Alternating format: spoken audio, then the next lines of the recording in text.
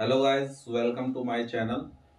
दोस्तों, आज हम आपको यहाँ पर दो चीज़ों के ऊपर यहाँ पर चर्चा करेंगे। एक तो ये कि जैसा कि आपने थंबनेल में पढ़ा है कि क्यों आपको फॉरेस्ट एस्टर एवेन्यू मिल करके, यानी अगर आपका ड्रॉ में नाम आ भी गया तो भी आपको क्यों नहीं मिल पाएगा, किस कारण से आपको नहीं मिल पाएगा। और दूसरा ये कि जो एक नया प्रोजेक्ट सोहना में जो लॉन्च हुआ है सेक्टर 4, उसकी डिटेल्स जो है उसके बारे में, उसकी लोकेशंस, बिल्डर्स का क्या प्रोफाइल है, बिल्डर्स कितने लायबल हैं और कौन सी ये यूनिट्स हैं जो अभी यहाँ मार्केट में आई हैं, तो उस सब के ऊपर चर्चा करेंगे।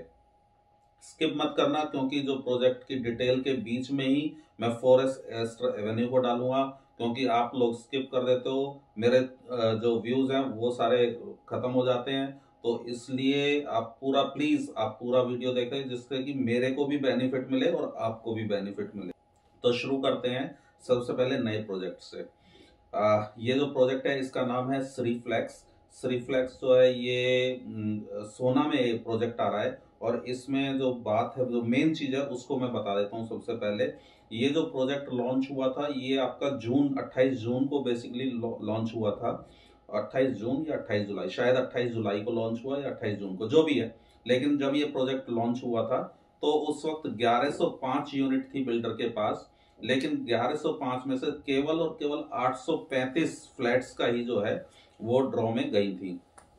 उसका कारण ये था कि कुछ पैसा जो है बिल्डर को गवर्नमेंट के पास एज ए सिक्योरिटी डिपॉजिट जो है वो जमा कराना होता है। तो बिल्डर ने उस वक्त, हो सकता है बिल्डर के पास पैसे कुछ कम हो, या ये भी हो सकता है कि बिल्डर ने सोचा हो कि अभी कुछ फ्लैटों का पैसा जमा कराते हैं, कुछ फ्लैट्स का, और बाकी जो फ्लैट्स है उसको रखेंगे और उसको फिर थोड़े से बड़े दाम पर, जिसमें कि एमक्यू यूनिट्स हैं, क्योंकि जो बट नेचुरल है कि जो चीज आज 1 करोड़ पे मिल रही है तो वो आपको 6 महीने बाद 1 करोड़ 10 लाख की, 1 करोड़ 5 लाख की मिलेगी।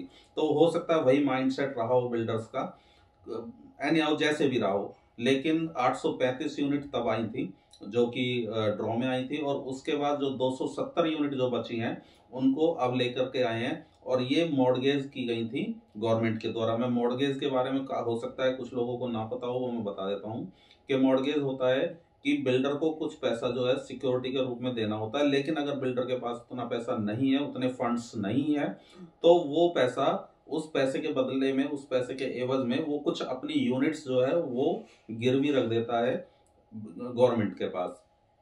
और जब उसके पास वो पैसा आएगा, वो पैसा उसको देगा और वो अपनी यूनिट्स वापस ले लेगा। तो ये होता है मॉर्गेज सिस्टम। तो वो मॉर्गेज जो यूनिट मॉर्गेज थी वो निकाल ली है बिल्डर ने अब, और 270 यूनिट को लेकर के आ रहा है मार्केट में। 270 यूनिट में से 13 यूनिट जो है, लगभग 5% जो है, अगर देखा जाए, क्योंकि 5% एमक्यू का कोटा होता है, वो 5% यूनिट, 13 यूनिट जो है वो एमक्यू की यूनिट है, जो कि MQ as a MQ sell करेगा बिल्डर। और बाकी की दो जो यूनिट बचती हैं, 247 यूनिट, 257 यूनिट, तो उनके लिए ड्रॉ किया जाएगा। इसकी जो ड्रॉ की डेट के बारे में हम बात कर लेते हैं, चलो वो बाद में बात करेंगे। अभी इसके बारे में बात करते हैं कि यूनिट कैसी है। तो दोस्तों, यूनिट जो है वो बहुत अच्छी यूनिट है, इसमें कोई शक नहीं है, क्योंकि जो साइज है 645 स्क्वायर फीट, वो 2 BHK के लिए बढ़िया साइज है। एक अच्छा 2 BHK जिसमें 10 बाई 12 13 14 तक के जो है ना साइज के कमरे निकल जाते हैं। तो इस साइज के 2 कमरे होंगे, और इसमें ऐसा भी नहीं है कोई स्टोर अलग से बना दिया है बिल्डर ने, या कोई सर्वेंट रूम बना दिया है। तो क्योंकि वो बनाने के बाद क्या होता है ना कि जो एक तरह से कॉम्प्रोमाइज होता है दूसरे रूम्स के साथ, या लॉबी के साथ हो जाएगा, या ड्राइंग रूम के साथ, तो वो ऐसा कुछ नहीं है। तो इसमें आपको बढ़िया स्पेस वाले 2 रूम मिलेंगे। और इसमें जो बालकनी साइज है, वो भी बालकनी साइज भी 3 तरह का, टाइप 3 1, टाइप 2, टाइप 3। टाइप 1 में जो है वो 93 स्क्वायर फीट की, 99 पॉइंट समथिंग, लगभग 100 आप मान लो, 100 स्क्वायर फीट की बालकनी दी है। टाइप 2 में जो है वो 145 स्क्वायर फीट की बालकनी दी है, और टाइप 3 में 93 स्क्वायर फीट की बालकनी दी है। टाइप 3 के जो फ्लैट है वो 54 फ्लैट है, नंबर ऑफ फ्लैट अगर हम देखें तो। और टाइप 1 और टाइप 2 में 108 उनके नंबर्स रहेंगे, 108 फ्लैट, 108 फ्लैट और 54 फ्लैट।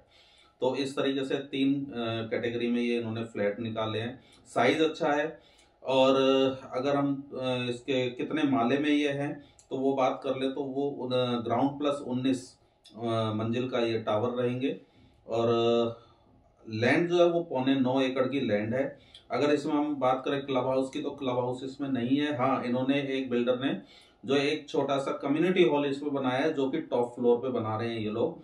हालांकि वो मतलब पर्सनली मुझे इतना ज्यादा पसंद नहीं है, और साइज बहुत छोटा है। जिस हिसाब से वहां पर लोग आएंगे उसके अकॉर्डिंगली देखा जाए तो साइज काफी छोटा है। और इसमें दूसरा एक पार्क है, दो पार्क दिए हैं जो कि थोड़े छोटे रहेंगे पार्क, लेकिन फिर भी दो पार्क है शाम को घूमने के लिए, ठीक है, बड़े बुजुर्गों के लिए। और इसमें जो वॉक थ्रू बनाया गया है अपने रनिंग करने के लिए, घूमने के लिए, वो अच्छा है, वो एकदम स्पेसियस है, और उसके बारे में कहीं भी कोई कोताही नहीं बरती गई है। और दूसरा पार्किंग अगर देखा जाए तो पार्किंग के लिए, क्योंकि स्टिल्ट प्लस वो 19 है, तो नीचे आपको पार्किंग स्पेस टू व्हीलर और फोर व्हीलर दोनों के लिए अच्छा मिल जाता है। तो ये एक बात हो गई। अब हम बात करते हैं बिल्डर्स की, कि बिल्डर्स कैसे हैं। तो दोस्तों बिल्डर्स का वैसे अगर हम देखा जाए तो नाम पुराने हैं, तीन बिल्डर हैं, मिस्टर गोयल हैं और मिस्टर अग्रवाल हैं, और एक शायद मित्तल हैं। तो इस तरह तीन बिल्डर हैं, तीनों जो है वो वैसे तो नाम पुराने हैं, बट इस प्रोजेक्ट के लिए उन्होंने ये रिफ्लेक्स नई कंपनी जो है वो एक फाउंड करी है। आ, बहुत ज्यादा अच्छा बैकग्राउंड तो मैं कह नहीं सकता कि इनके प्रोजेक्ट जो है बहुत, अभी अभी तक कोई प्रोजेक्ट ऐसा इनका लॉन्च नहीं हो पाया है, प्रोजेक्ट इनके अंडर कंस्ट्रक्शन ही है ये। बिल्डर के बारे में मैं इतना मतलब पॉजिटिव नहीं हूँ, मेरी पर्सनल राय है। बाकी आप जैसा करना चाहे आप देख सकते हैं।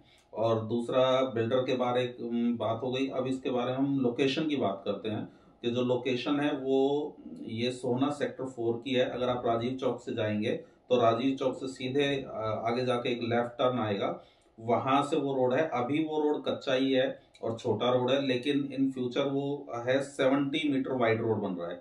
हालांकि मेरे को नहीं लगता कि सोना में उधर की साइड 70 मीटर वाइड रोड बन जाएगा, काफी मुश्किलें हैं। लेकिन फिर भी 30 मीटर वाइड रोड भी अगर वहां से निकल जाए तो वो बहुत अच्छा एक इस प्रोजेक्ट के लिए रहेगा। लेकिन इसके साथ साथ एक और अच्छी बात है, इस प्रोजेक्ट को एक दूसरी रोड भी लगती है, हालांकि वो रोड भी अभी नहीं बनी है।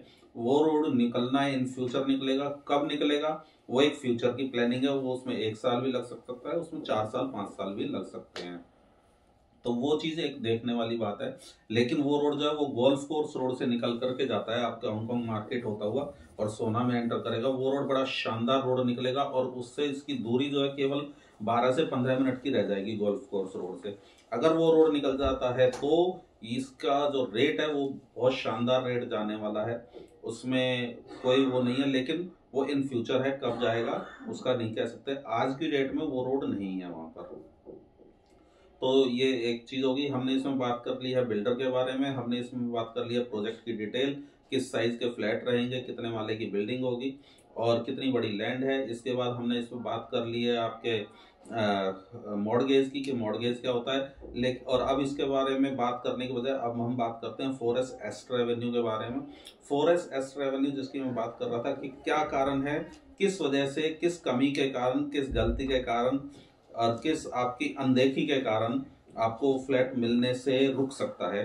दोस्तों आपने जब फॉर्म भरा था तो आपने फॉर्म में अपना पैन कार्ड दिया था, अपना उसमें आधार दिया था, बैंक डिटेल्स दी थी, और फोटो दिया था, और साथ में उसके एक और डॉक्यूमेंट दिया था जो कि एफिडेविट था।